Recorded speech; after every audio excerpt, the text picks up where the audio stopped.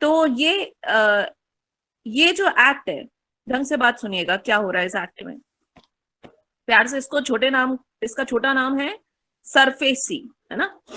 तो सरफासी या सरफेसी कुछ भी बोल सकते हो। पूरा नाम लिखना है आपको, तो एग्जामिनर को नहीं पता कि ये सरफासी है या पूरा पूरा नाम लिखना पड़ेगा आपको। पूरा नाम है securitisation and reconstruction of financial asset and enforcement of security interest. इतना बड़ा नाम है, याद करने के लिए इसको 3 टुकड़ों में बांटा गया है। This whole act is divided into 3 parts, and वो 3 पार्ट्स क्या है? सिक्योरिटाइजेशन पहला पार्ट है, सिक्योरिटाइजेशन पढ़ेंगे हम। फिर दूसरा पार्ट पढ़ेंगे हम RFA, that is reconstruction of financial asset, and तीसरा पार्ट पढ़ेंगे हम ESI, that is enforcement of security interest. 3 parts में पूरे चैप्टर को डिवाइड किया है, SA, RFA, ESI, सा रफा एसी, ठीक है। SA, that is securitization, RFA, reconstruction of financial asset, and ESI, enforcement of security interest। इस पूरे चैप्टर को समझाने के लिए मुझे 15 मिनट लगेंगे, ठीक है। 15 मिनट्स का कॉन्सेप्ट है जिसमें आप पूरा चैप्टर गेन कर लोगे। मतलब उसके बाद तो सिंपल रीडिंग करनी है हमें, है ना। कॉन्सेप्ट एक बार इस चैप्टर का आ गया तो आप देखोगे कि उसी कॉन्सेप्ट को, मतलब हम जो समझेंगे उसी कॉन्सेप्ट को 20 सेक्शन में डाल रखा है। वैसे ये 40 सेक्शन तक जाता है, लेकिन आपके 20 सेक्शन से एप्लीकेबल है तो हम वही पढ़ेंगे, है ना। तो एक बार कॉन्सेप्ट लर्निंग हो जाए, फिर you will be able to find out कि यार ये तो हाँ जो बोला था मैम ने वही है, ये भी वही है, ये भी वही है। अब ऐसा ही होता रहेगा। कॉन्सेप्ट प्लीज पिक करना, कॉन्सेप्ट को पिक करना, इट्स सो इम्पोर्टेंट। कॉन्सेप्ट बड़ा इंपॉर्टेंट है। तो मैं स्टार्ट कर रही हूँ कॉन्सेप्ट समझाने, ठीक है। I am starting with the concept, so please concentrate. तो यहां स्टार्ट हो रहा है कॉन्सेप्ट। 3 वर्ड्स बोले हमने इसमें, पहला बोला सिक्योरिटाइजेशन, दूसरा बोला reconstruction of financial asset, and तीसरा बोला enforcement of security interest. SARFAESI, SARFAESI, SARFA and ESI। तो स्टार्ट करते हैं। एक कहानी सुनते जाना, उस कहानी में सब पूरा चैप्टर क्लियर हो जाएगा। तो कहानी इस तरीके से है। एक कंपनी है XYZ लिमिटेड, ठीक है। अच्छा, एक कंपनी है सृष्टि पाटोदिया लिमिटेड। एक कंपनी है हमारी सृष्टि के ऊपर, Srishti Patodia limited is a company. इस कंपनी ने बैंक से लोन लिया है 100 करोड़ का। इस कंपनी ने बैंक से लोन लिया है, 100 करोड़ का लोन लिया है। कौन से बैंक से? बैंक का नाम ले लेते हैं हम, SBI। SBI बैंक से इसने 100 करोड़ का लोन लिया है, ठीक है। ये आपको समझ आ गया, बहुत बड़ी फाइनेंसिंग करवाई है इसने, ठीक है। बैंक की बुक्स में, चलो बैंक की बुक्स छोड़ो अभी। तो 100 करोड़ का लोन लिया है सृष्टि ने, सृष्टि पाटोदिया ने, या फिर कुछ भी, एक कोई पर्सन भी हो सकता है, इंडिविजुअल भी हो सकता है, बोरोवर इंडिविजुअल के अलावा भी कोई हो सकता है, कोई भी चलेगा। अभी हमने कंपनी ले ली है सृष्टि लिमिटेड, बिकॉज 100 करोड़ की फाइनेंसिंग जनरली डाइजेस्ट नहीं होता कि कोई इंडिविजुअल लेता है, ठीक है ना।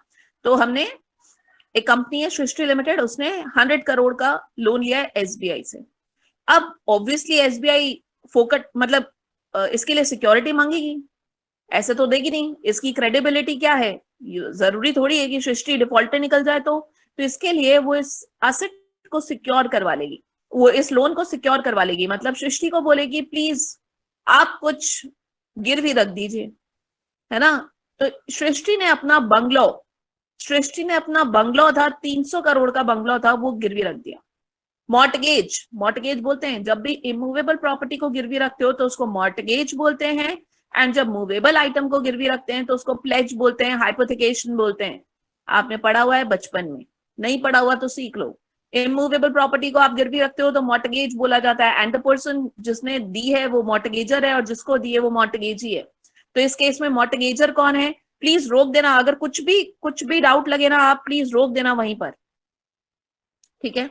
मैं बोर्ड का यूज करना चाहती थी इसमें, बट मैं बाहर नहीं निकल सकती हूँ, नहीं तो आपको बोर्ड के फॉर्म में समझाती, but I can not go outside, ठीक है। चलो वापस से सुन लो। तो देखो, वो जो असेट थी 300 करोड़ का बंगलो, वो मॉर्टगेज पे रखा है किसने? सृष्टि ने। किसको? बैंक को, SBI को। Who is the mortgager? Srishti. Who is the mortgagee? SBI, ठीक है। अच्छा, who is the borrower? Borrower कौन है एक बार बता दो फटाफट से, मुझे पता लग जाएगा समझ आ रहा है या नहीं. Who is the borrower in this case? Srishti limited, ठीक है. And who is the lender? SBI. SBI is the lender. Very good. अच्छा और सुनो, क्या मैं, अच्छा आप बताना जरा, who is the creditor? Creditor कौन है?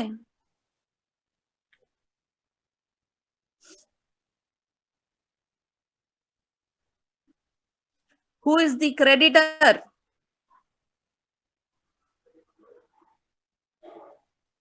एकदम correct, SBI. And who is debtor? Srishti. ये बातें आपको समझ आ गई क्या? रिपीट कर देती हूँ मैं वापस से. देखो, सृष्टि ने लोन लिया है 100 करोड़ का एसबीआई से, तो सृष्टि हो गई है बोरोवर और डेटर बोल सकते हैं, है ना. और एसबीआई क्या हो गया है? लेंडर, या फिर हम बोल सकते हैं उसको क्रेडिटर. ठीक है.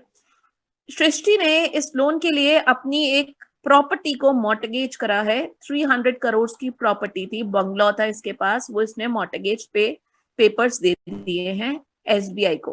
Who is the mortgager? Srishti. Who is the mortgagee? SBI. ये सारी कहानी खत्म हुई. अब क्या होता है, ये लोन, लोन के बारे में बताती हूँ आपको कि ये जो लोन लिया था सृष्टि ने, that is of 10 years. Repayment period है इसका 10 साल का, और इंटरेस्ट रेट है 10%. ठीक है, रीपेमेंट पीरियड है 10 साल का, इंटरेस्ट रेट है 10% की. ठीक है, ये सारी टर्म्स एंड कंडीशन है. अब क्या होता है, ठीक है, लोन चल रहा है चल रहा है चल रहा है चल रहा है. बाद में आफ्टर 10 ईयर्स पता लगता है कि सृष्टि प्रिंसिपल अमाउंट पे करने में, यार 10 साल भी क्यों, 5 साल में सृष्टि नहीं दे रही है पैसा, 10 साल तक कौन रुकेगा, है ना. मतलब उसका 5 साल 2 साल कभी भी डिफॉल्ट कर सकती है सृष्टि. तो सृष्टि ने 2 साल बाद ही डिफॉल्ट कर दिया, मतलब कि प्रिंसिपल अमाउंट पे नहीं कर रही है, नहीं दे रही है इंटरेस्ट प्रिंसिपल अमाउंट इंस्टॉलमेंट पे नहीं कर रही है वो बैंक की. तो बैंक को क्या करना चाहिए? बैंक एनपीए डिक्लेयर करता है. सुना होगा बचपन में आपने नाम एनपीए का, नॉन परफॉर्मिंग असेट. 90 दिन से ज्यादा ओवरड्यू हो जाता है तो फिर उस असेट को नॉन परफॉर्मिंग करना पड़ता है. 90 दिन से ज्यादा ओवरड्यू, ड्यू डेट के बाद 90 दिन अगर ओवरड्यू हो जाते हैं तो उस असेट को एनपीए डिक्लेयर करना पड़ता है बैंक को. तो बैंक ने सृष्टि के अकाउंट को एनपीए डिक्लेयर कर दिया है. अब बैंक क्या सोच रहा है, यार क्या करें, ये तो मतलब पैसा गया, डूब गया हमारा तो पैसा, 100 करोड़ का रुपए डूब गया, ये तो कुछ नहीं देगी हमें. तो बैंक ने एक दिमाग लगाया. बैंक ने क्या किया, देखो बैंक सुनना क्या क्या होता है. Bank is concerned with its money. Bank, आप सोचोगे कि मैम अगर पैसा नहीं दे रही है सृष्टि तो असेट रियलाइज करवा लो ना, असेट रियलाइज करवाओ, और असेट रियलाइज करवा के जितना भी पैसा बनता है वो रख लो, है ना. तो ये एक बहुत ही मुश्किल कंडीशन होती है. जनरली आपको भी पता होगा, विजय माल्या की एक गोवा का बंगलो अभी तक ऑक्शन ही ऑक्शन हो रहा है उसका. वो है कितने का, लेकिन उसकी वैल्यू मिल ही नहीं रही है, क्योंकि वैल्यू क्या होता है, वैल्यू गिर जाती है. जितने की असेट होती है ना उतने की तो वाकई में रहती ही नहीं है. ये प्रैक्टिकल बात है. ये जो 300 करोड़ का इसने बंगला रखा था, एक्चुअल में 300 करोड़ रहा ही नहीं. क्यों नहीं रहा? क्योंकि इसकी क्रेडिबिलिटी गिर गई ना. सृष्टि का बंगला, अब सब लोगों को पता है मार्केट में कि यार ये क्या है, बैंक के पास सिक्योरिटी रखी हुई थी, और बैंक के पास सिक्योरिटी रखी हुई है, दैट मीन्स इसके भाव इतने हैं नहीं, बैंक को बेचना है, उसका डेट रिकवर करना है. तो आपको पता होना चाहिए, अपने आप ही मार्केट में इसकी वैल्यू कम हो जाती है. ऑब्वियस, मतलब ये बहुत ही ऑब्वियस बात है कि वो गिर जाएगी, लोग नहीं खरीदते हैं, बहुत ही कम वैल्यू पे खरीदते हैं. अभी लेटेस्ट एसबीआई के ऑक्शन में, एसबीआई ऑक्शन कर रही है कुछ असेट्स का, एनपीए डिक्लेयर हो गए थे कई, और गिरवी रखे हुए असेट्स का ऑक्शन कर रही है.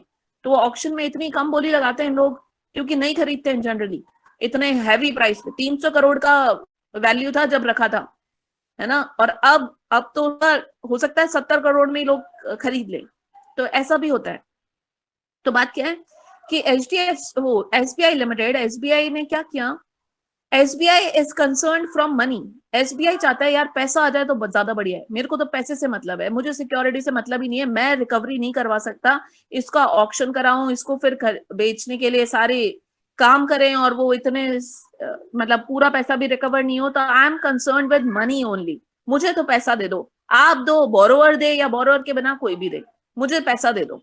ठीक है, तो अब क्या करती है ये एसबीआई ने, क्या किया, एक कंपनी बनाई, that is known as asset reconstruction company. SBI क्या कर रही है, एक कंपनी बना रही है, उस कंपनी का नाम है असेट रिकंस्ट्रक्शन कंपनी, है ना। ये कौन बना रहा है, बैंक बना रहा है, दैट इज एसबीआई बना रही है। उस असेट रिकंस्ट्रक्शन कंपनी एआरसी बोल देंगे उसको, शॉर्ट फॉर्म में बोल सकते हैं हम ARC. A company has been incorporated by a bank, मतलब उसका स्पॉन्सर कौन है, बैंक है, बैंक ने उस कंपनी को बनाया और उस कंपनी का नाम है एआरसी। और भी नाम है, सिक्योरिटाइजेशन कंपनी बोल सकते हैं, रिकंस्ट्रक्शन कंपनी बोलते हैं, असेट रिकंस्ट्रक्शन कंपनी बोलते हैं। तो आप कंफ्यूज मत होना, सिक्योरिटाइजेशन कंपनी मतलब भी एआरसी, रिकंस्ट्रक्शन कंपनी मतलब भी एआरसी। तो काफी सारे नाम है, कंफ्यूज नहीं होना है। तो अब इस बैंक ने क्या किया, बैंक ने बोला कि आप ऐसा करिए कंपनी, आप मेरा एनपीए खरीद लो, ये जो एनपीए हो गया है मेरा 100 करोड़ का एनपीए है, वो आप खरीद लो, मतलब आप मुझे पैसे दे दो। वो जो कंपनी है एआरसी, वो एआरसी को बोल रही है बैंक कि आप मेरा एनपीए खरीद लो और आप मुझे पैसे दे दो। फिर एआरसी बोलता है मैं क्या करूंगा इस एनपीए का, तो एआरसी का काम ही ये है, एआरसी इज नोन एज वसूली कंपनी। एआरसी मतलब ये लोग इतने इतने चैंपियंस होते हैं to recover the loan from borrowers, कि इनका ये काम ही है, ये बनाई इसलिए गई है, इसका पर्पस ही है, कोई और काम नहीं करती, ये वसूली का धंधा ही करती है। तो ये वसूली का काम करती है, तो बिल्कुल ठीक है। तो असेट रिकंस्ट्रक्शन कंपनी ने बैंक को बोला, या बैंक ने इसको बोला कि आप हमारे एनपीए खरीदो, आप हमें तो इंस्टेंट पेमेंट करके इससे रिलीव करवाओ। मतलब अब क्या होगा, अब सिनेरियो में क्या है चीजें, कि बैंक ने अपना पूरा काम, ये जो पूरा एनपीए था वो किसको दे दिया है, ये सारे अधिकार अधिकार दिए, देखो अधिकार किसका, डेट रिकवर करने का, डेट रिकवर करने का अधिकार किसके पास है, अभी बैंक के पास है। सृष्टि से बैंक कौन रिकवर करेगा, बैंक। लेकिन बैंक ने ये अधिकार पूरा किसको दे दिया है, एसेट रिकंस्ट्रक्शन कंपनी को, है ना। तो अब इस ये जो चीज हुई है उसको बोलते हैं असाइनमेंट। आपने सुना होगा असाइनमेंट बचपन में, that is Indian contract act में पढ़ा है हमने। असाइनमेंट नेगोशिएशन में भी पढ़ा है, नेगोशिएबल में भी पढ़ा है। असाइनमेंट मतलब होता है जब आप राइट्स ट्रांसफर करते हो, अपना अधिकार ट्रांसफर करते हो, that is known as assignment. तो यहाँ पर बैंक ने असाइनमेंट कर दिया, who is assignee here, ARC, who is assigner here, bank. तो बैंक ने ये अधिकार अपना एआरसी को दे दिया है कि अब आप रिकवरी करिए, है ना, मुझे तो लाके दे दीजिए पैसा।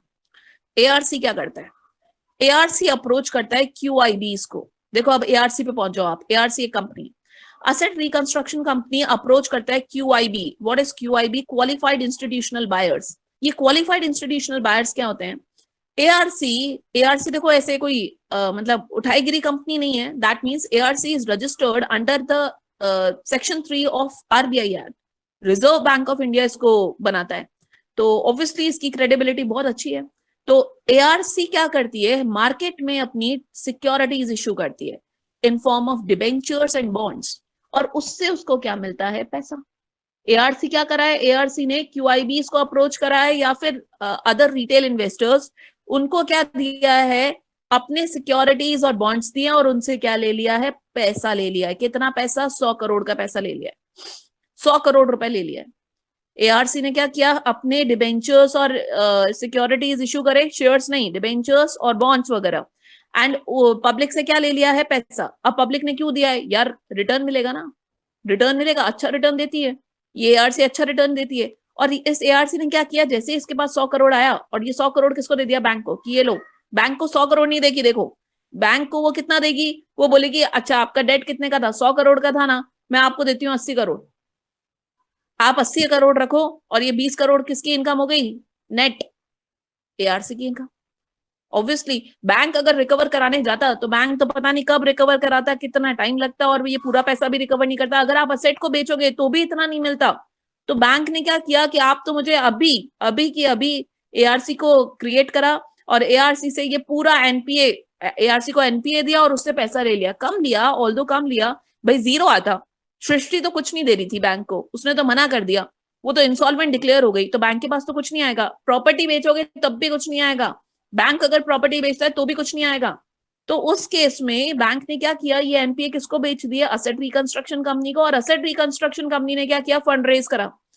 फंड रेज करा by issuing debt, by issuing debentures, by issuing debentures, and public ने उसको पैसा दिया, और वो पैसा उसने किसको पकड़ा दिया? बैंक को, एसबीआई को। ठीक है, इसमें एआरसी को क्या फायदा हुआ? बिल्कुल नेट इनकम देख लो, 20 करोड़ की इनकम हो गई इसको, है ना।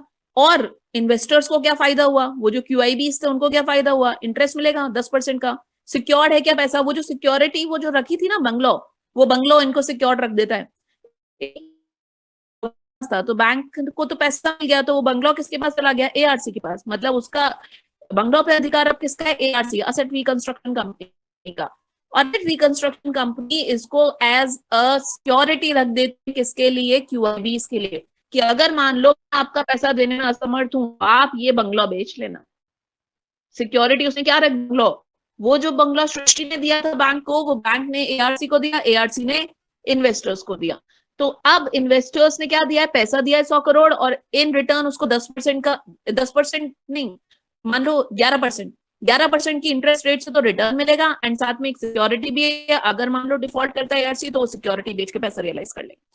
तो ये जो पूरा प्रोसेस है, इसमें देखो क्या हुआ। अब बैंक बैंक का जो एनपीए था वो कन्वर्ट हो गया पीए में, परफॉर्मिंग असेट बन गया, मतलब उसके पास तो पैसा आ गया। और ये जो माहिर है रिकवरी करने में, इन्होंने क्या किया? इन्होंने अब देखो, वैसे सृष्टि से अभी तक कुछ पैसा नहीं आया, आएगा जब देखेंगे।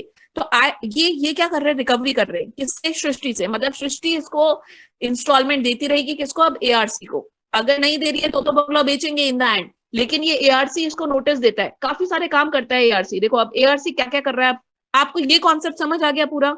तो हम एआरसी क्या क्या कर सकते हैं वो देखेंगे। पहले एक बार यहां पर मुझे बताइए, ये कॉन्सेप्ट समझ आया था?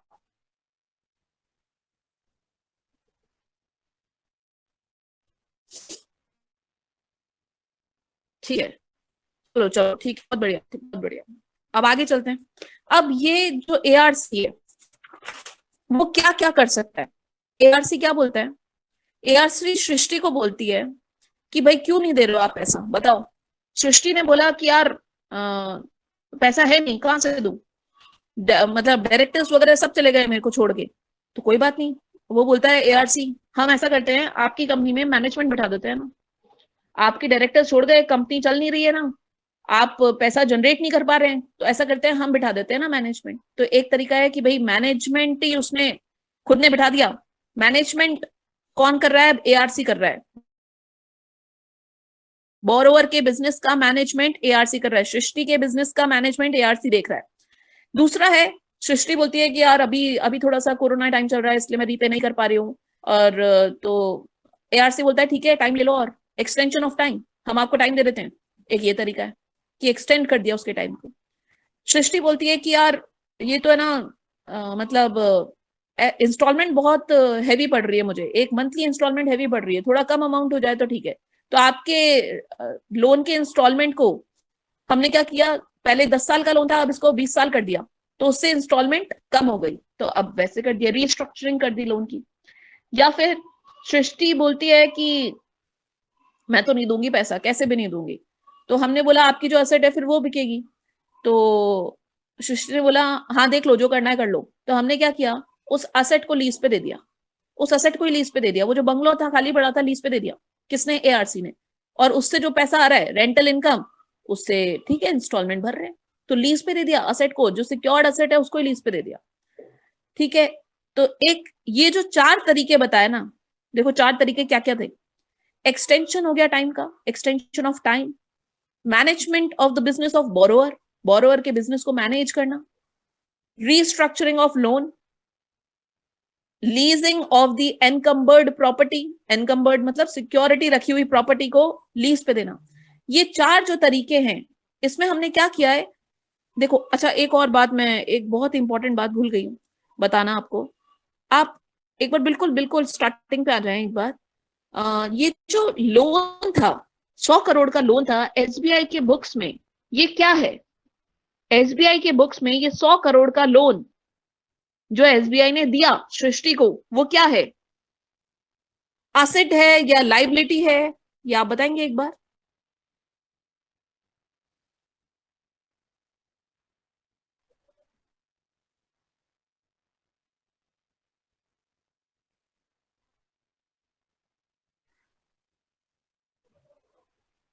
एकदम करेक्ट, असेट है, बहुत बढ़िया, असेट है। और इस असेट का नाम सरफेसी एक्ट में बोला गया फाइनेंशियल असेट।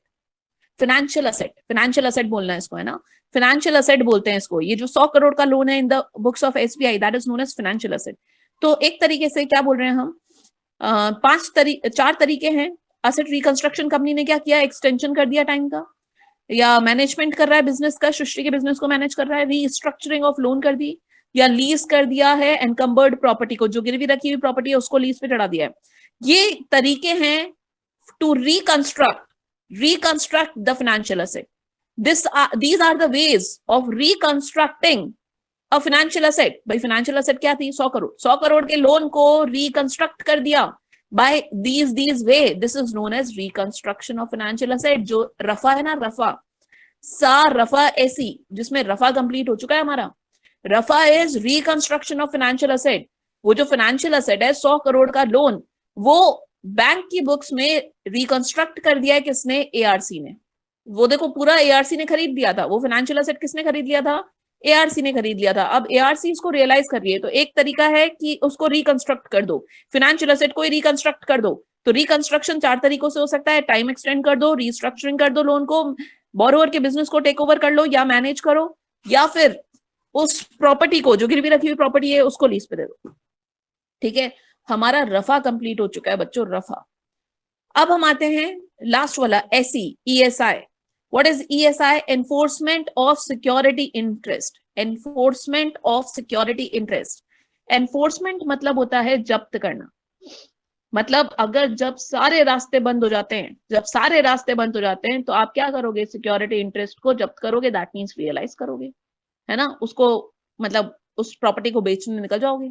वो जो एनकम्बर्ड प्रॉपर्टी है बोरोवर की, जो उसने गिरवी रखी है प्रॉपर्टी, उसको एनफोर्स करोगे, जब्त करके बेचोगे, रियलाइज करोगे, ले लोगे। एक ये तरीका है ना। क्या क्या तरीके हो गए, रफा हो गया हमारा कि फाइनेंशियल असेट को रिकंस्ट्रक्ट करना, एक हो गया एसी। एसी इज जब कुछ नहीं बचता, असेट बेचा जा रहा है, वो असेट रिकंस्ट्रक्शन कंपनी असेट बेच देगी। एक तीसरा तरीका है सा भी हम पढ़ चुके हैं, एस ए, सिक्योरिटाइजेशन। सिक्योरिटाइजेशन वही है कि एक असेट रिकंस्ट्रक्शन कंपनी खुली, उस असेट रिकंस्ट्रक्शन कंपनी ने क्यूआईबीज को अप्रोच करा, उनको डिबेंचर्स दिए, उनसे पैसा लिया, उस पैसे को बैंक को दिया, और ये जो प्रोसेस है, ये जो पूरा प्रोसेस था जो स्टार्टिंग में समझा, उसको बोलते हैं सिक्योरिटाइजेशन।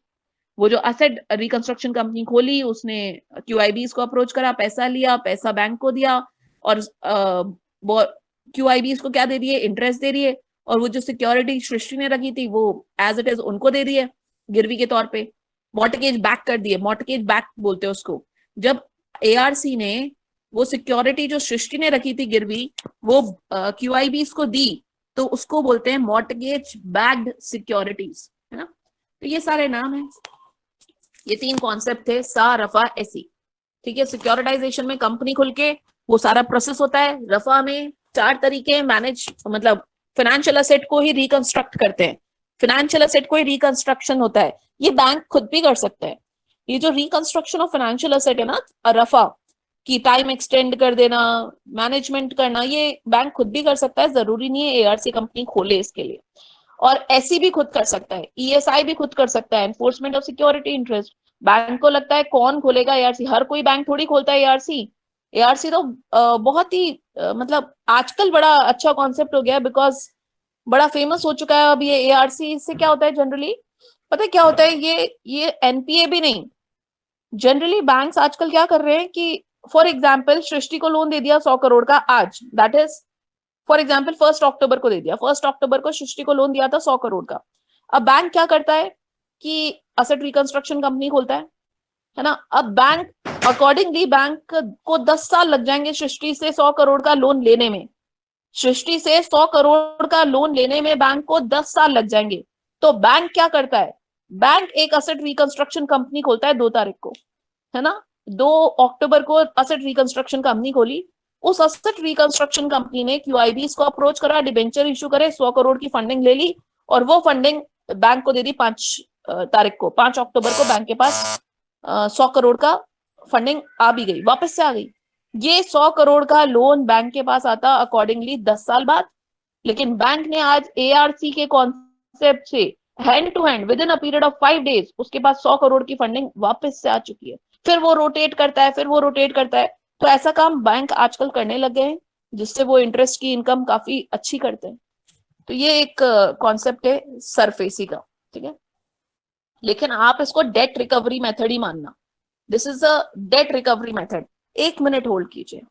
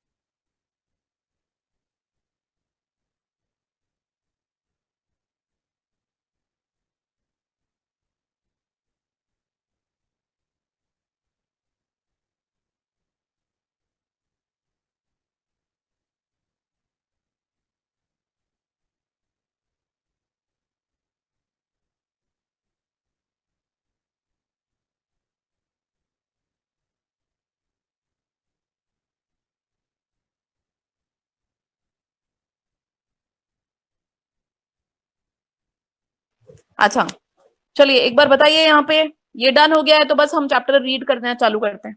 आधा घंटा हो गया वैसे, ये कॉन्सेप्ट हो गया है, तो we are starting with the chapter. किसी को भी कोई डाउट है, कोई भी कंफ्यूजन हो कि मैम ये कौन सी कंपनी है, ये क्या है, ये क्यों हो गया, कुछ भी पूछ सकते हैं। क्लियर? चलो बहुत ही बढ़िया, अब हम स्टार्ट कर रहे हैं। एक बार स्क्रीन शेयर करती हूँ मैं, आपके पास नोट्स हैं, है ना। अच्छा, ये नोट्स मेरे लिखे हुए नोट्स नहीं है, मैं पहले ही बता देती हूँ।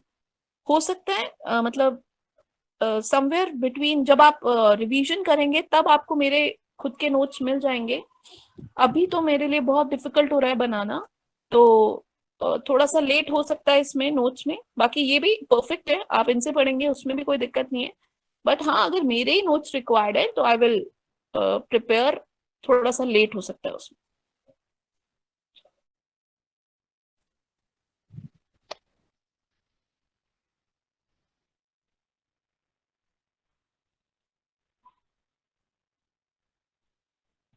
चलिए, सरफेसी एक्ट 2002, ईयर याद रखिए 2002।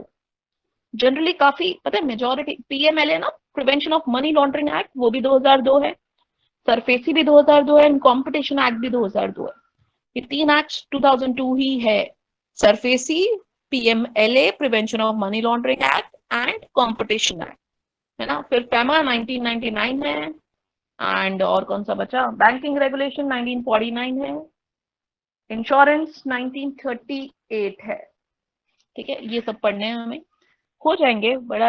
अब ज्यादा बर्डन नहीं है एक्चुअली, बोर्ड ऑफ डायरेक्टर्स ही सबसे बड़ा है, सेबी इसमें, सेबी की गाइडलाइंस बहुत बहुत बहुत डिटेल्ड है, बहुत डिटेल्ड है, उसमें टाइम लगेगा थोड़ा। ठीक है, पहले हम बाकी का पोर्शन कंप्लीट करेंगे, फिर सेबी को छेड़ेंगे। चलिए स्टार्ट करते हैं। देखिए, सरफेसी सिक्योरिटाइजेशन, नाम देखो, सा रफा एसी, आप तो ये याद रखना, याद रहेगा बिल्कुल। सा इज सिक्योरिटाइजेशन, रफा is reconstruction of financial asset, and एसी is enforcement of security interest, है ना। रफा क्या था, वो 4 तरीके, जो भाई टाइम दे देना, शेड्यूलिंग कर देना, और मैनेजमेंट ही टेक ओवर कर लेना, या एनकम्बर्ड सिक्योरिटी को लीज पे दे देना। एंड ऐसी था जो सिक्योरिटी रखी है, सिक्योरिटी इंटरेस्ट। अच्छा, what is security interest? Bungalow security, security interest का मतलब क्या हुआ, बंगलो। बंगलो जो सिक्योरिटी रखी हुई है उसमें इंटरेस्ट, दैट इज बंगलो। बंगले को जब्त कर लेना और उसको बेचना। एंड सिक्योरिटाइजेशन मतलब होता है वो एक कंपनी खोलना, एआरसी, और वो सारा प्रोसेस। तो कॉन्सेप्ट ऑफ सिक्योरिटाइजेशन देखिए, बैंक्स एंड फाइनेंशियल, अच्छा ये और बात है यार, ये बहुत ही बढ़िया बात है। ये सरफेसी में कौन आ सकता है? सृष्टि ने लोन लिया है हर्ष से, सृष्टि ने लोन लिया है हर्ष से। अब 100 करोड़, 100 करोड़ नहीं यार, चलो 1 करोड़ का लोन लिया है हर्ष से। अब सृष्टि पे नहीं कर रही है, हर्ष दरवाजा खटखटा दे सरफेसी का, ये नहीं आ रही, मेरे को भी एसेट रिकंस्ट्रक्शन खोलने, कंपनी खोलने का है, हो सकता है? Not possible. यहाँ पर जो ये asset reconstruction company, that is SARFAESI act, helps only bank and financial institutions only. कोई इंडिविजुअल रिश्तेदार आपस में लोन ले रहे हैं और वो बोलते हैं मैं भी खोलूंगा एक asset reconstruction company, not possible. या दूसरी एसेट रिकंस्ट्रक्शन कंपनी में गुहार लगा दे, नहीं, नॉट पॉसिबल। ठीक है, बैंक एंड एफआईओ ओनली, मतलब असेट रिकंस्ट्रक्शन कंपनी खुद ही मतलब एसबीआई ने उसको स्पॉन्सर किया, तो क्या वो अदर बैंक का काम नहीं ले सकती? बिल्कुल ले सकती है, अदर बैंक का भी काम ले सकती है, उसका काम ही वसूली करने का है। तो असेट रिकंस्ट्रक्शन कंपनी खुद की स्पॉन्सर कंपनी तो है ही, उसकी खुद का स्पॉन्सर बैंक तो है ही, इसके अलावा दूसरे बैंक्स की भी मदद कर सकती है, बिल्कुल कर सकती है, और उसमें तो बहुत शेयरिंग बेसिस पे काम करती है। तो बड़ी हिट कॉन्सेप्ट है। चलिए स्टार्ट करते हैं। कॉन्सेप्ट ऑफ सिक्योरिटाइजेशन बोला गया बैंक्स एंड फाइनेंशियल इंस्टीट्यूशंस, जो अभी हम बीएफआई बोलेंगे आगे से, ऑल्सो नोन एज ओरिजिनेटर, मतलब ओरिजिनेटर मतलब जिसने लोन दिया। ओरिजिनली तो बैंक ने ही दिया था लोन, एआरसी को तो बाद में ट्रांसफर हो गया था वो लोन, एनपीए बाद में एआरसी ने खरीदा था, ओरिजिनली तो बैंक ओरिजिनेटर बोलेंगे उसको। तो bank and FI is also known as originator give loans secured by asset, secured loan की बातें हो रही है, secured by asset to borrower. These loans and receivables are known as financial asset. इस loan और financial asset बोला था हमने बैंक की बुक में। From the view of BFI, that is bank और financial institution की बुक में ये financial asset बोला जाता है। These assets are then acquired by SPV और ARC, special purpose vehicle भी बोलते हैं ARC को। तो ARC इनको later on बाद में खरीद लेती है, then issue security receipts to QIB, और उसके बाद वो डिबेंचर्स वगैरह दैट इज सिक्योरिटीज वगैरह इशू करती है क्यूआईबी को। देन एसपीवी और ARC pays BFI for the asset purchase with the proceeds from the sale of security receipts, मतलब वो जो security receipt that is debentures और बॉन्ड्स बेचने से जो भी पैसा आया, उस पैसे को वो कहां दे देती है? बैंक और एफआई को। In short, securitization is a method adopted by BFI for raising funds by selling receivables for money. अपने रिसीवेबल्स ही बेच दिए उसने, एनपीएस बेच दिया, असेट बेच दिए, राइट बेच दिया, और उससे मनी जनरेट कर लिया। However, these receivables are illiquid because these are non-performing assets. लेकिन बोला जाता है ये जनरली जब करती है bank when the asset becomes NPA, debt recovery, debt recovery होनी चाहिए।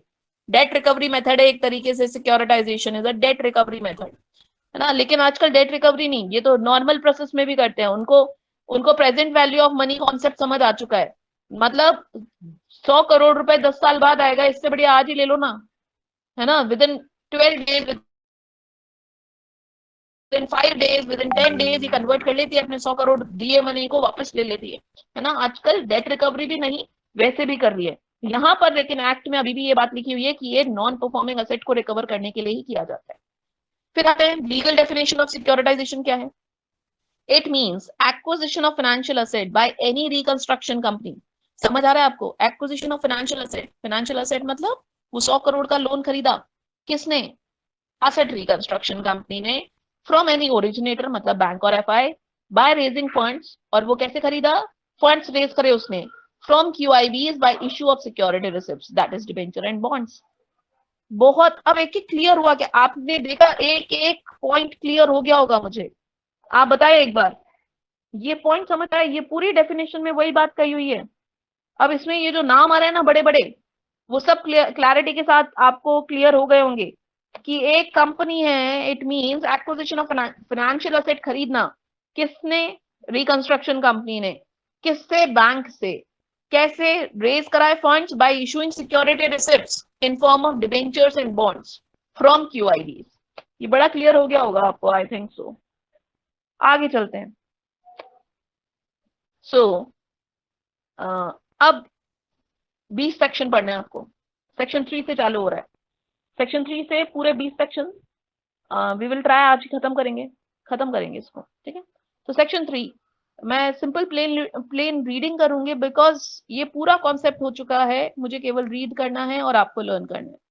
तो देखिए क्या है, रजिस्ट्रेशन ऑफ एआरसीज। एआरसी बन कौन सकते हैं? सेक्शन 3 में बता रखा है एआरसी कौन बन सकता है। ऐसी थोड़ी है कोई भी कंपनी एआरसी बोलती है आज से मैं एआरसी का काम करूंगी, बहुत मार्जिन है यहाँ पे, ऐसे नहीं। तो बोला गया है such a company can commence business of asset reconstruction और securitisation only after obtaining a certificate of registration and having net owned funds of not less than 100 crore और such other sums specified by RBI।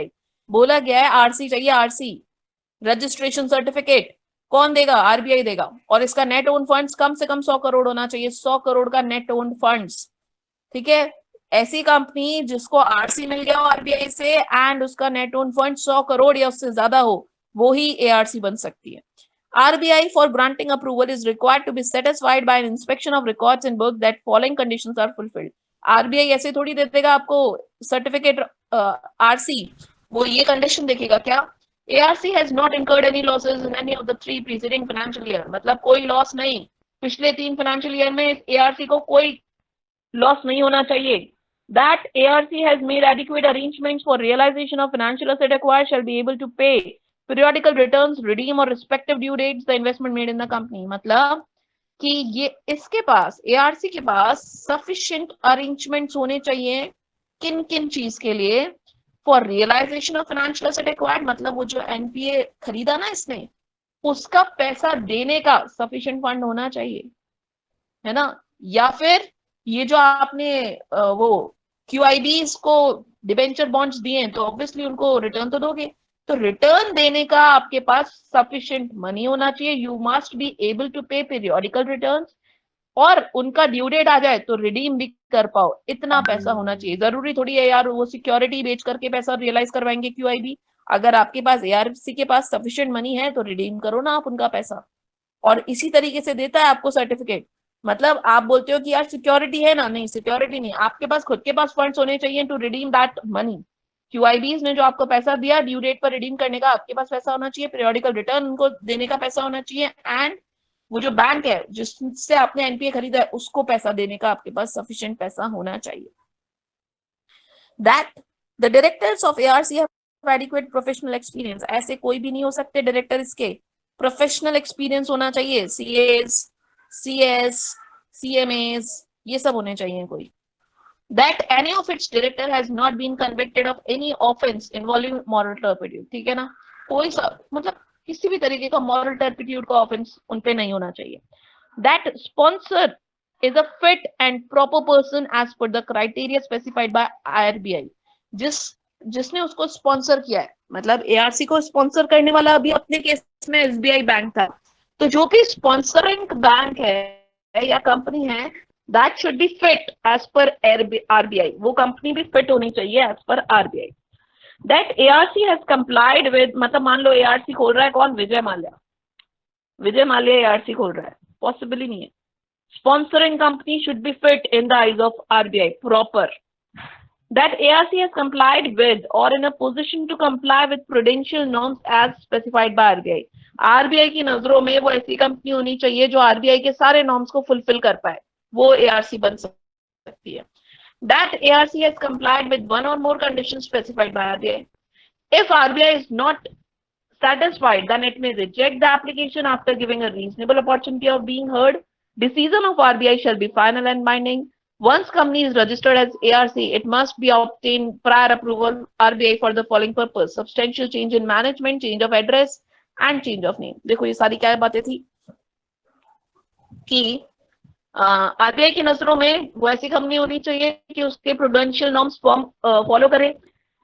RBI की नजरों में ARC ऐसी होनी चाहिए जो एक से ज्यादा कंडीशन, मतलब वो जो ऊपर सारी कंडीशन है वो सारी फॉलो करे, सारी, ऐसा नहीं है कि एक ही, सारी, वन और मोर कंडीशन स्पेसिफाइड बाय RBI वो सारी फुलफिल करनी होनी चाहिए. RBI को नहीं लगता अगर कि ये जो कंपनी जिसने मुझे एप्लीकेशन दी है ARC बनने के लिए कि वो लायक है, तो वो मना कर देगा, लेकिन OBH देगा, अपॉर्चुनिटी ऑफ बीइंग हर्ड जरूर देगा. रिजेक्शन करने से पहले एक बार अपॉर्चुनिटी ऑफ बीइंग हर्ड देगा कि भाई हमें लगता है कि आपके पास सफिशिएंट फंड्स नहीं है तो हम आपको ARC नहीं बना रहे, तो वो कंपनी अपनी सफाई में कुछ बोलेगी. फिर अगर RBI को लगता है यार नहीं ठीक है जेन्युइन रीजन है तो दे देगा, नहीं तो नहीं देगा. तो अगर रिजेक्ट कर रहा है तो OBH जरूर दे दे. डिसीजन RBI का फाइनल और बाइंडिंग माना जाएगा. एक बार ARC बन गई तो उस कंपनी में फिर अगर चेंज हो रहा है मैनेजमेंट में, या अगर RO चेंज कर रही है वो कंपनी, या अपना नाम चेंज कर रही है, मैनेजमेंट चेंज कर रही है, RO चेंज कर रही है या नाम चेंज कर रही है, RBI की प्रायर अप्रूवल के बिना नहीं कर सकती. RBI उसके मम्मी पापा हो चुके हैं. दैट मीन्स वो कुछ भी करेगी, मैनेजमेंट चेंज करेगी, RO चेंज करेगी, नाम चेंज करेगी, RBI से पूछ के करेगी. This is all about ARC in detail, section 3. अब आते हैं हम section 4, cancellation of certificate of registration. क्या इस कंपनी का ARC का एक बार जो RC मिल गई वो कैंसिल हो सकता है? बिल्कुल हो सकता है. आरबीआई करेगी, आरबीआई में cancel a certificate if such ARC cease to carry on, कब कब cease to carry on business, ये बड़े इंपॉर्टेंट वो है क्वेश्चंस, ये क्वेश्चन बड़ा इंपॉर्टेंट है। एआरसी सेक्शन 3 भी इंपॉर्टेंट था, सेक्शन 4 भी इंपॉर्टेंट है। एआरसी बनेगी कब, सेक्शन 3 इज कैंसिलेशन हो सकता है, क्या हो सकता है, इन कंडीशन पे। पहली cease to carry on business of, जिस काम के लिए बनी थी वो काम ही नहीं कर रही है, cease to carry on the business, कोई और ही काम चालू कर दिए। Cease to hold investment from QIB, मतलब क्यूआईबीज को जो आपने मतलब क्यूआईबीज ने जो आपको पैसा दिया था वो पैसा ही आपके पास नहीं है। You are not holding any investment from QIBs. Fail to comply directions of RBI, obviously ये तो होना ही चाहिए था। Fail to comply with any condition, जिन पे आपको सर्टिफिकेट दिया गया, जिन कंडीशंस पे आपको सर्टिफिकेट दिया गया वो कंडीशंस ही आपकी फुलफिल नहीं हो रही है। Fail to maintain proper accounts, fail to submit inspection of its books of account, inspection चालू था, आपकी बुक्स ऑफ अकाउंट्स मंगाए थे, आपने दिए नहीं। Fail to obtain approval of RBI wherever required, जब आपका मैनेजमेंट चेंज हो रहा था तब आपको आरबीआई अप्रूवल लेनी थी, जब आपका नाम चेंज हो रहा था तब लेनी थी, जब आपका आरओ चेंज हो रहा था तब लेनी थी, आपने ली नहीं। कैंसिलेशन, तो कैंसिलेशन के ये 6 रीजन 7 रीजन है, as it is by heart learn करिए। Cease to carry on business, cease to hold investment, fail to comply direction, fail to comply any condition जिसके ऊपर आपको आरसी मिली थी, fail to maintain proper accounts, fail to submit inspection records and fail to obtain approval of RBI. That is section 4, cancellation of RC, of ARC. अब आते हैं हम, अच्छा before cancellation the certificate RBI OBS तो देगी, obviously cancel कर रही है और ओबीएस तो देना जरूरी होगा। If ARC is aggrieved of RBI order, अगर ARC that is asset reconstruction company को आरबीआई के ऑर्डर से दुखी है तो आप अपील कर सकते हैं सेंट्रल गवर्नमेंट को within 30 days from the date of communication. 30 दिन के अंदर आप सेंट्रल गवर्नमेंट को अपील कर सकते हो। कौन, ARC. An ARC whose registration has been cancelled shall be deemed to be an ARC until it repays the entire investment to QIBs। देखो क्या होता है, आपको सोच के देखो एक बार, QIBs ने इसको पैसा दिया ARC को, अब ARC फॉर एग्जांपल 100 करोड़ का पैसा लेकर बैठी है QIB से, अब QIB ARC दूसरे साल से ही बिजनेस फॉलो नहीं कर रही है, मतलब कुछ कंडीशंस का कंप्लाई नहीं करा, तो इसका सर्टिफिकेट कैंसिल हो गया। तो अब सर्टिफिकेट कैंसिल हो गया मतलब इसको क्या पैसा नहीं लौटाना क्या क्यूआईबी को, वो तो लौटाना पड़ेगा उस काम के लिए, तो स्टिल इट इज एआरसी।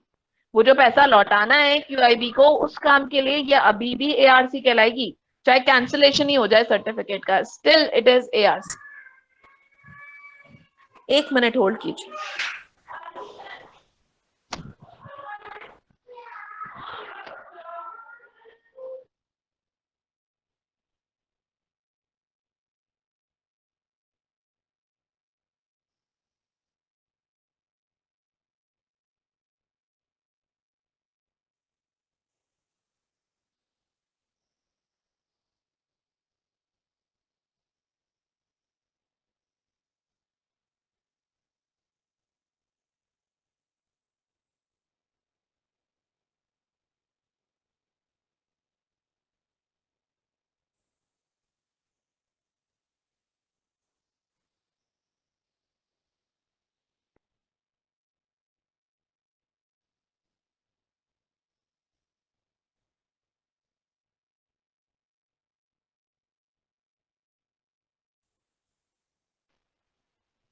अच्छा, सेक्शन 3 एंड सेक्शन 4 हो चुके हैं हमारे, अब हम आगे बढ़ते हैं।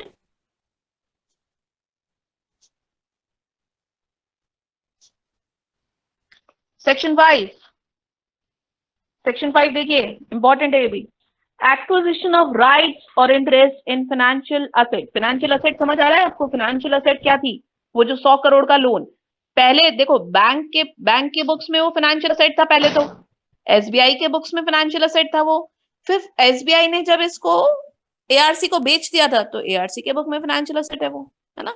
तो फाइनेंशियल असेट कैसे कैसे कहां गया, तो वही बोल रहे हैं, एआरसी में acquire financial asset of BFI that is bank and financial institution as per the terms and condition, इनके बीच में एग्रीमेंट होगा, उस एग्रीमेंट के तौर पे ये खरीद सकती है।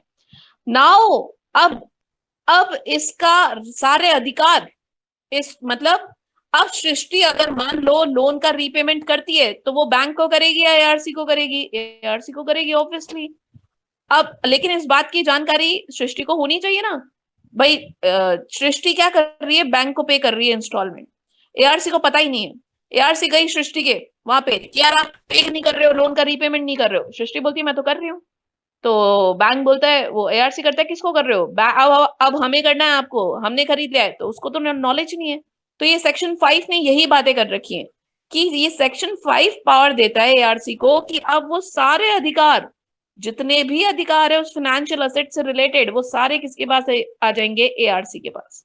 तो वही बात है कि now ARC shall be deemed to be the lender and all the rights shall vest in ARC. अब वो मान लिया जाएगा कि अब लोन किसने दिया था, एआरसी ने दिया था, अब सारा पेमेंट आप एआरसी को करिए। If BFI, that is bank and financial institution, is holding any right, title, interest, intangible asset, then it shall now vest in ARC. तो वो जो असेट थी, बंगला था, उसपे पहले अधिकार बैंक का था, अब किसका हो जाएगा, एआरसी का। यही बोला गया है सेकंड पॉइंट में। Any suit appeal relating to such financial asset is pending, then it shall not abate. तो वो किस पे चलेगी, वो कौन कंटिन्यू करेगा, एआरसी। मतलब मान लीजिए उस पर्टिकुलर फाइनेंशियल असेट पे कोई केस चल रहा है, उस particular financial asset that is bungalow पे भी कोई केस चल रहा है बाय बैंक और बाय बैंक, एसबीआई बैंक ने कोई केस कर रखा था उस असेट से रिलेटेड, तो अब वो कौन कंटिन्यू करेगा, एआरसी कंटिन्यू करेगा, है ना। जितने भी पेंडिंग लिटिगेशंस है वो अब किसके नाम पे हो जाएंगे, एआरसी के नाम पे हो जाएंगे। पहले बैंक के नाम पे थे, अब एआरसी के नाम पे। ARC, with the consent of DFI, can file an application before Debt Recovery Tribunal or Debt Recovery Appellate Tribunal or any other court for submission of its name. मतलब ARC, अब देखो ARC की जिम्मेदारी है कि वो सारे नाम, वो सारे केसेस अब किसके नाम पे होंगे, ARC के नाम पे, बैंक के नाम पे नहीं होंगे। तो ARC बैंक से प्रायर परमिशन लेकर के डेट रिकवरी ट्रिब्यूनल में या डेट रिकवरी एपिलेट ट्रिब्यूनल में या किसी भी कोर्ट में जहां पर भी केस चल रहा है वहां पर अपना नाम लिखवाएगा। वो जाकर के किसका नाम लिखवाएगा, अपना नाम लिखवाएगा, बैंक का नाम हटवाएगा। यही बोला गया सेक्शन 5। याद रहेगा आपको, acquisition of right and interest in financial asset, ये कौन एक्वायर कर रहा है, एआरसी। किससे, बैंक से। That's it. 5A क्या बोलता है, 5A बोलता है transfer of pending applications to any one of DRT in certain cases. ये क्या है, सी सुनिए कि फॉर एग्जाम्पल सृष्टि को जो लोन दिया था 100 करोड़ का, वो दो बैंक ने मिलके दिया था, दो बैंक्स ने मिलके दे रखा था। दैट इज, एक तो एसबीआई ने दे रखा था 50 करोड़, एसबीआई ने 50 करोड़, पीएनबी ने, पंजाब नेशनल बैंक ने 50 करोड़ एंड एसबीआई ने 50 करोड़। अब इन दोनों बैंक ने मिलकर के मतलब कंबाइंड फंडिंग कर रखी थी सृष्टि को। सृष्टि इज अ डिफॉल्टर नाउ। तो एसबीआई ने अपील लगा रखी थी डेट रिकवरी ट्रिब्यूनल में, मान लीजिए मुंबई, एंड पीएनबी ने date recovery tribunal of Delhi, date recovery tribunal of Delhi, वहां अप्लाई कर रखा है ना। तो दो डेट रिकवरी ट्रिब्यूनल काम कर रहे हैं इस पे, एक तो मुंबई वाला और एक दिल्ली वाला। लेकिन अब जैसे ही इन्होंने एआरसी कंपनी बनाई, तो अब एआरसी दो दो जगह क्यों भागेगी, एआरसी कंपनी तो एक ही है ना।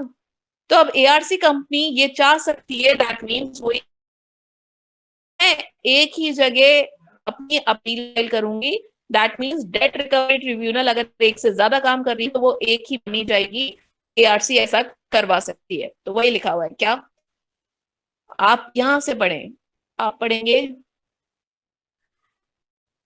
चलिए पूरा ही पढ़ लो। ये तो एग्जाम्पल एक देख लीजिए। Let's take the case of consortium financing. Consortium से ना फाइनेंसिंग होती है जब एक से ज्यादा लोग आपको फाइनेंस करते हैं। Where a group of financiers और bank fund a single borrower. Mister A borrower था, जैसे सृष्टि, उसको फंड मिला आईसीआईसी से, पीएनबी से, एसबीआई से, तीनों से। ICI Mumbai, PNB Delhi and SBI Chennai, इन तीनों ने मिलाकर आरसी खोल ली। Now mister A has given a single asset as security to 3 banks, है ना। पहले क्या हुआ था कि भाई एक सिंगल असेट तीनों को दी थी। These 3 banks have already approached file suit अपने अपने jurisdiction, जितना भी डेट रिकवरी ट्रिब्यूनल अपने अपने एरिया के हैं उसने तीनों में एप्लीकेशन लगा दी। आईसीआईसी ने मुंबई वाले में, पीएनबी ने दिल्ली वाले में, एसबीआई ने चेन्नई वाले में। These 3 banks transferred the financial asset to ARC। अब वो जो असेट थी, वो जो एक फाइनेंशियल असेट थी 100 करोड़ की, वो इसने एआरसी को दे दी है। अब जब याद है आपको सेक्शन 5 ने कि जब फाइनेंशियल एड देते हो तो उसके सारे अधिकार भी देते हो, जितने भी केसेस पेंडिंग होते हैं वो भी अब किसके नाम पे होंगे, एआरसी के नाम पे। तो उस केस में बोला गया है कि एप्लीकेशंस जितने भी अलग अलग डीआरटी में है वो एक में मर्ज हो जाएगी, और जहां पर भी एआरसी का जुरिस्डिक्शन है उस वाले जुरिस्डिक्शन में चलेगी वो एप्लीकेशन। मतलब एक से ज्यादा जुरिस्डिक्शन वाले एपीलेट ट्रिब्यूनल्स काम कर रहे हैं तो वहां पर एक ही ट्रिब्यूनल काम करेगा, वो एआरसी जहां पर भी उसका जुरिस्डिक्शन होगा वहां पर रजिस्टर करवा लेगा। ठीक है, ये बात भी हो चुकी है हमारी। सेक्शन 5 तक क्लियर है पूरा। आप एक बार रिपोर्ट करिए, आप लोगों को क्लियर है क्या ये सारा?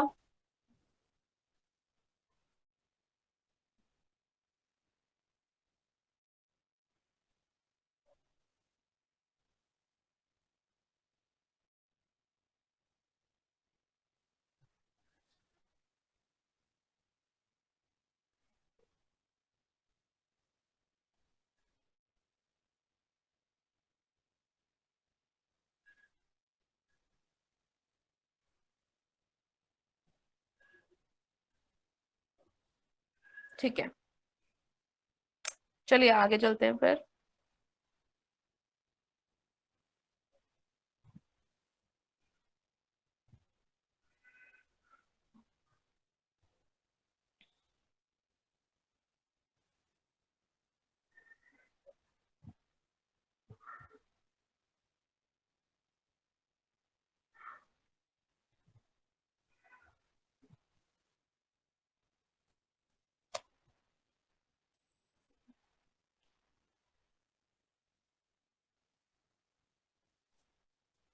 Section 6, notice to obligor and discharge of obligation of such obligor. ये ऑब्लाइजर कौन है? बोरोवर, सृष्टि। सृष्टि को भी तो बताना पड़ेगा कि अब ये, अब जो आप पेमेंट करेंगे वो किसको करेंगे, एआरसी को करेंगे। तो वही बात है, बीएफआई बैंक की जिम्मेदारी बनती है ये। Bank shall inform to borrower that financial asset have been transferred to ARC and now onwards payment shall be made to by obliger to ARC. That's it. Section 6 इतना सा था, सृष्टि को इन्फॉर्म करेगा bank. Section 7, issue of security by raising receipts और funds bye ARC. मतलब वो जो क्यूआईबीज को आपने सिक्योरिटी इशू करी है उस बारे में। एआरसी में after acquisition of financial asset bank से लिया एनपीए, ऑफर करेगी security receipt to QIB for subscription by formulating scheme and ensure that realization of financial assets shall be used for redemption of such investments and payment of for returns। बोला गया है वो जो financial asset का realisation है, मतलब financial asset वो जो बंगलो, बंगलो भी फाइनेंशियल एसेट ही तो है एक तरीके से, आपका सिक्योरिटी इंटरेस्ट है उसमें। तो जब आप उसको रियलाइज करोगे तो वो रियलाइजेशन जो होगा बंगलो का, रियलाइजेशन से आप क्या चुकाएंगे, उन लोगों का रिटर्न, उन लोगों का पैसा ड्यू जो भी है। That is section 7। Section 9 most important section है इस पूरे चैप्टर में। सेक्शन 9 देखिए, वही है, रफा है। Section 9 is RFA, RFA, reconstruction of financial asset, वही चल रहा है। Measures for asset reconstruction, ARC may provide for any of the following measures for the purpose of asset reconstruction as given in the diagram below. RBI may also issue directions for the above and shall binding on ARC। देखो क्या क्या कर सकती है ARC। ARC क्या कर सकती है, मतलब रफा करना चाह रही है। रफा, रफा कैसे कैसे हो सकता है, सृष्टि को बोलती है proper management and take over of management of borrower business. मतलब सृष्टि के मैनेजमेंट को या तो गाइड करेगी, प्रॉपर मतलब प्रॉपरली मैनेज करवाएगी उसके बिजनेस को, या फिर वो मैनेजमेंट ही टेक ओवर कर लेगी उसका, कि आपसे बस की नहीं है आपका बिजनेस चलाना, तो अब हम चलाएंगे, हम अपना पैसा रिकवर करेंगे, और जिस दिन रिकवर हो गया उस दिन आपका बिजनेस आपको दे देंगे। सेल और लीज ऑफ होल और पार्ट ऑफ द बिजनेस, या आपका बिजनेस लीज, मतलब वो जो सिक्योरिटी है, आपने जो हमें सिक्योरिटी रखी उसको या तो बेचेंगे या लीज पे दे देंगे, या तो पूरी या part of the asset. Rescheduling और ऑफ पेमेंट ऑफ डेट्स, आपको ज्यादा टाइम चाहिए हम आपको ज्यादा टाइम दे देंगे, या फिर आपको इंस्टॉलमेंट ज्यादा लग रही है तो हम रीशेड्यूल कर देते हैं। एनफोर्समेंट ऑफ सिक्योरिटी इंटरेस्ट, बेच ही देंगे। Settlement of dues payable by the borrower, आपका लोन 20% माफ कर देते हैं, अब तो पे कर दो। सृष्टि को बोल रहे हैं वो लोग आपका लोन ऐसा करते हैं 20% माफ करते हैं, दो तो सही 80% दो। Taking possession of secured assets, आप मतलब वो जो पहले तो पेपर्स ही रखे हुए थे गिरवी, मतलब वो जो असेट थी सिक्योर्ड असेट, उसके पेपर्स ही थे, अब तो पोजेशन ऑर्डर लिया। Conversion of any portion of debt in shares of borrower company, मतलब जो आपकी कंपनी में हमारा डेट है उसके बदले आप हमें शेयर्स दे दो आपकी कंपनी के। ऐसा किंगफिशर ने किया था, माल्या ने करा था कि अपनी कंपनी के डिबेंचर्स को, मतलब ये जो लोन बोरोअर्स है उनको शेयर्स दे दिए थे, कन्वर्जन कर दिया था। तो conversion is also a type of reconstruction of financial asset. तो फाइनेंशियल असेट का रिकंस्ट्रक्शन इन तरीकों से हो सकता है, ये बिल्कुल बड़ा इंपॉर्टेंट है, याद रखना है सारा। फिर आते हैं हम, सेक्शन 9 हो चुका है, सेक्शन 10। सेक्शन 10 से other functions of are ARC. ARC और क्या क्या काम कर सकता है भाई, स्पॉन्सर कंपनी के अलावा और भी कंपनियों का काम करता है, तो ये क्या क्या कर सकता है वही बता रखा है। रिकवरी एजेंट बनेगा, ये तो बनता ही है, रिकवरी तो कर ही रहा है। मैनेजर, उसका मैनेज भी तो करता है, सृष्टि का बिजनेस मैनेज करता है, अभी हमने पढ़ा सेक्शन 9 में। रिसीवर, रिसीवर मतलब उस असेट को बेच के पैसा रियलाइज करना। रिसीवर देखो दो टर्म होती है, रिसीवर और लिक्विडेटर। रिसीवर क्या होता है, केवल पैसा रियलाइज करता है। लिक्विडेटर क्या होता है, लाइबिलिटी भी पे ऑफ करता है। तो वो रिसीवर की तरह एक्ट कर सकता है, पैसा रियलाइज कर सकता है। तो तीन काम कर सकता है, रिकवरी एजेंट बन सकता है, मैनेजर बन सकता है, एंड रिसीवर बन सकता है। However, an ARC cannot commence or carry on other business. अच्छा, ARC कोई और धंधा नहीं करेगा, वसूली का ही धंधा है उसका, उसके अलावा कोई और नहीं करेगा without approval of RBI. RBI से पूछ के कर ले कि मान लो अगर कोई दे ही नहीं रहा उसको अपने एनपीएस, तो बैठा थोड़ी रहेगा, तो फिर कोई और धंधा भी कर सकता है, बट आरबीआई से पूछ के। ये तो उसका मेन काम है, वसूली वाला तो मेन काम है उसका। ठीक है, फिर 10 हो चुका है हमारा। 11, रेजोल्यूशन ऑफ डिस्प्यूट्स।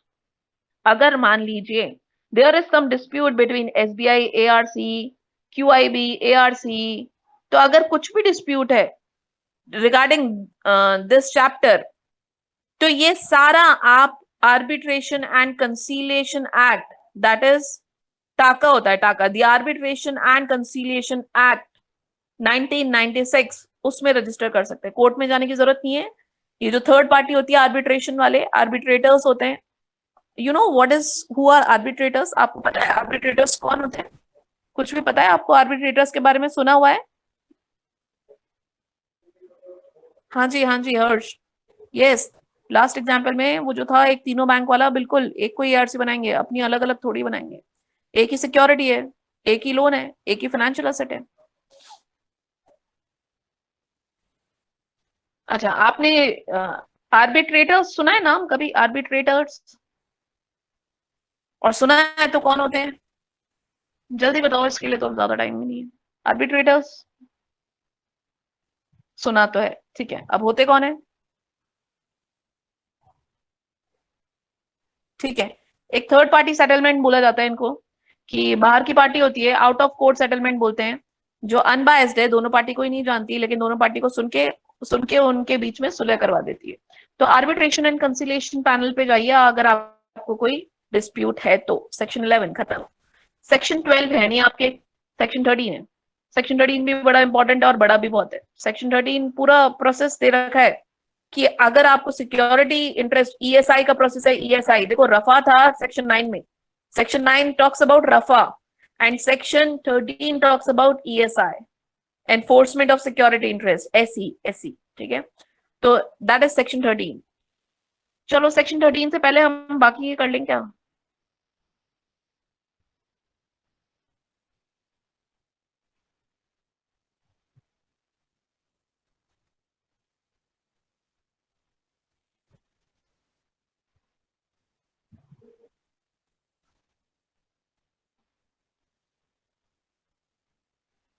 ठीक है, चलो खत्म हो ही जाएगा। सेक्शन 13 देखिए क्या है, पूरा प्रोसेस है कि ऐसे ही थोड़ी यार आप उसकी असेट को बेच पाओगे।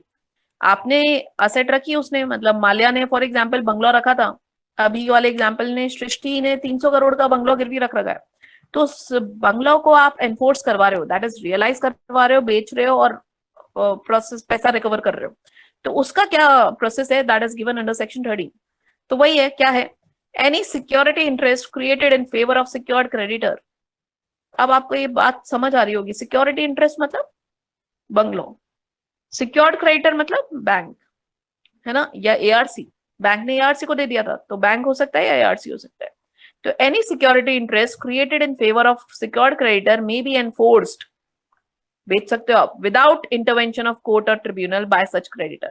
इसमें कोर्ट वोट के पास जाने की जरूरत नहीं है, लेकिन कब? ऐसे where any borrower makes any default in repayment of secured debt, सृष्टि ने डिफॉल्ट करा and his account is classified as secured creditor as NPA, और secured creditor ने, that is बैंक ने उसको NPA classify कर दिया, then the secured creditor may require the borrower by notice in writing to discharge in full his liabilities within 60 days from the date of notice, failing with which the secured creditor shall be eligible to exercise his right under section 13 section में आने के लिए bank को क्या करना पड़ेगा? Bank को 60 दिन का नोटिस देना पड़ेगा आफ्टर डिक्लेरेशन ऑफ एनपीए. जिस दिन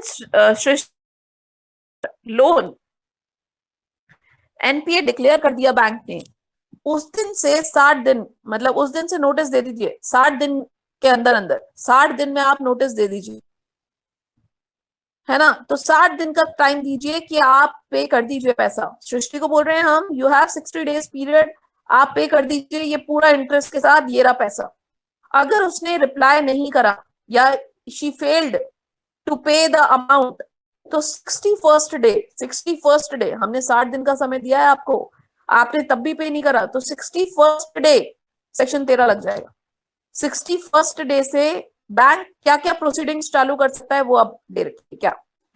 This notice shall give details of amount payable and secured asset intended to be enforced. आप उसको बताते हो सृष्टि को, यार एक बार तो बताओगे ना कि देखो तुम पे नहीं कर रहे हो, अब तुम्हारा बंगला जाने वाला है, तो ये नोटिस में ये बातें लिखी होनी चाहिए. धमकाते हो उसको. Borrower raises any objection, अगर सृष्टि को कोई दिक्कत है कि भाई यार ये कैसा, मैं तो इतने रेगुलर पे कर, जो भी दिक्कत है, the secured creditor shall consider the same, and if he comes to conclusion that such representation is not acceptable, he shall communicate within 15 days of receipt of such objection the reasons for non-acceptance, and no further appeal by borrower is possible. मतलब आपको 60 दिन का time दिया गया, तो सृष्टि ने reply कर दिया with in a period of 60 दिन. सृष्टि ने बोला कि यार मुझे ये प्रॉब्लम है, मैं अभी नहीं कर सकती, या जो भी आपको रीजन देना है कि आप ये क्यों नहीं कर पाते.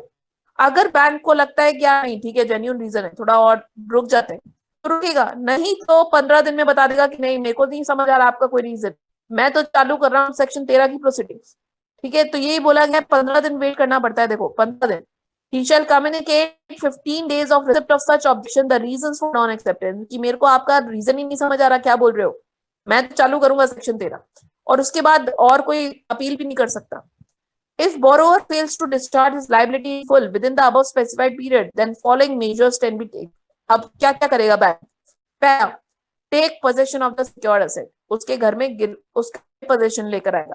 वो जो बंगला था उसमें अपने लोग भेजा कि रहो इसमें, पोजेशन लो.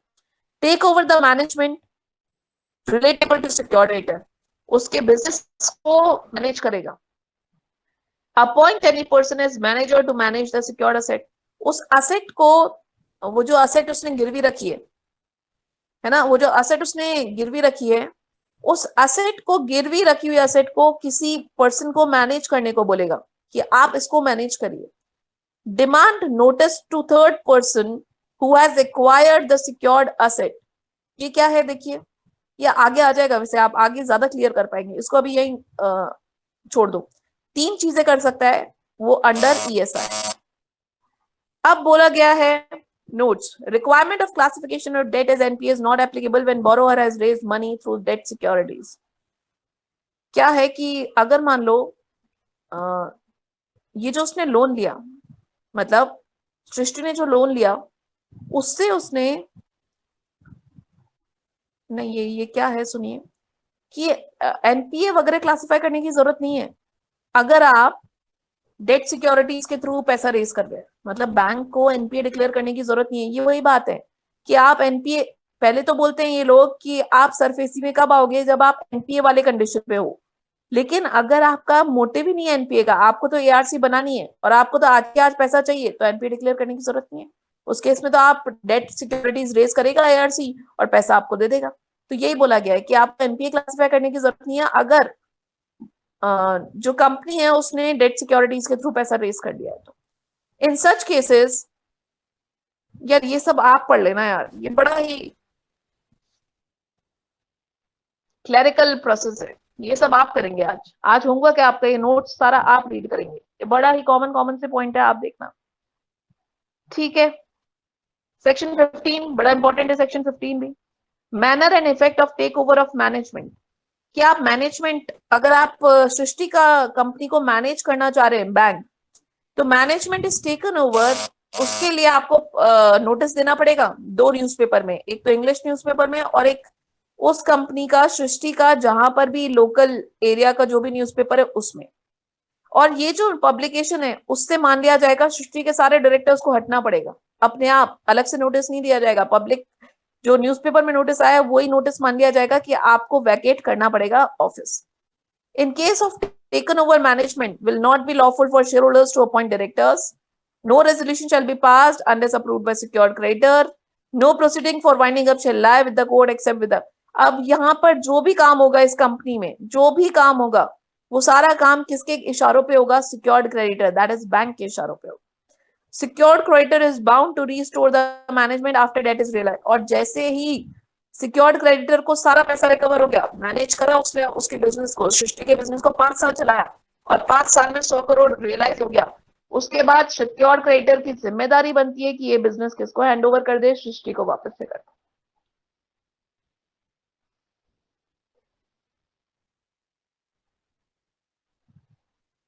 अच्छा, बोला गया अगर किसी सिक्योर्ड क्रेडिटर ने, मतलब बैंक ने, अपना डेट को शेयर्स में कन्वर्ट करा लिया था, अपने डेट को शेयर्स में कन्वर्ट करा लिया था और कंट्रोलिंग इंटरेस्ट ले लिया था कंपनी में, तो फिर आप then such secured creditor shall not be liable to restore the management.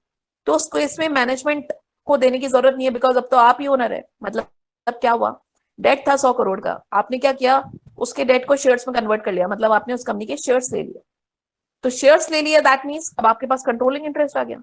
तो अगर आपके पास कंट्रोलिंग इंटरेस्ट ही आ गया तो अब आपको कंपनी का रिस्टोर भी नहीं करना है, मैनेजमेंट देने की भी जरूरत नहीं है, बिकॉज अब तो आपकी कंपनी हो चुकी है। तो अगर आपने डेट का कन्वर्जन कर लिया है शेयर्स में, तो you became the owner of the company and you are not required to restore it to the management again. ये था हमारा सेक्शन 16, ये भी इंपॉर्टेंट था। 15 sorry, manner and effect of taken over of management, ये भी खत्म होता है। सेक्शन 17, 18 एंड 20, 3-4 सेक्शंस बचे हैं। एक बार पहले यहां पर आप बताइए मुझे, क्या ये एकदम क्लियर हो रहा है?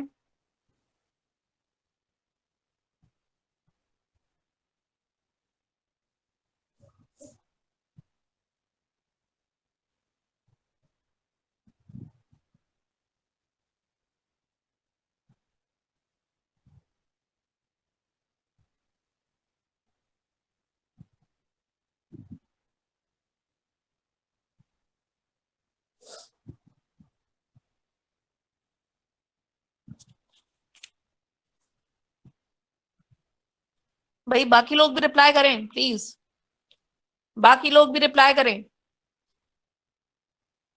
आज हमारा सरफेस ही कंप्लीट हो चुका है, सरफेस ही ऑलमोस्ट कंप्लीट है, 2 सेक्शन बच रहे हैं। तो मैं, मेरे को लग नहीं रहा मैं आगे ले पाऊंगी अभी क्लास। जो 2 सेक्शन बच रहे हैं वो हम नेक्स्ट क्लास में कंटिन्यू करेंगे, है ना। आप लोग रीड करेंगे, बहुत इजी सेक्शंस हैं। आपको कॉन्सेप्ट समझ आ गया है ना सरफेसी का, तो आप कोई सा भी सेक्शन उठा लो, बात वही हो रही है वो कॉन्सेप्ट की। इसमें नाम बड़े भारी भारी दे रखे हैं, अगर आपको नाम क्लियर नहीं होते ना, what is financial asset, what is security interest, borrower कौन है, लेंडर कौन है, ये सारी बातें अगर क्लियर नहीं हुई ना, तो ये चैप्टर बड़ा मुश्किल हो जाता है। बाकी अगर वो कहानी याद है तो you will be able to answer any question, any question. SARFAESI खत्म हो रहा है, मैं कल से चालू कर दूंगी बैंकिंग रेगुलेशन या इंश्योरेंस एक्ट, दोनों में से एक एक्ट चालू करूंगी और वो खत्म भी करा दूंगी। तो ठीक है, या फिर चलो यार शाम का तो नहीं बोलूंगी मैं, अभी से ही होगा, अगर शाम को अगर मैं ले पाई क्लास तो मैं 1 घंटे पहले इन्फॉर्म कर दूंगी आपको। ठीक है, बाकी कल तो है ही हमारी क्लास 12 बजे सेम टाइम। ठीक है, आप ये बचा हुआ पोर्शन रिवाइज करिए, मैं रिवाइज भी नहीं करवा पाऊंगी अभी तो आपको। ठीक है, तो कल मिलते हैं 12 बजे।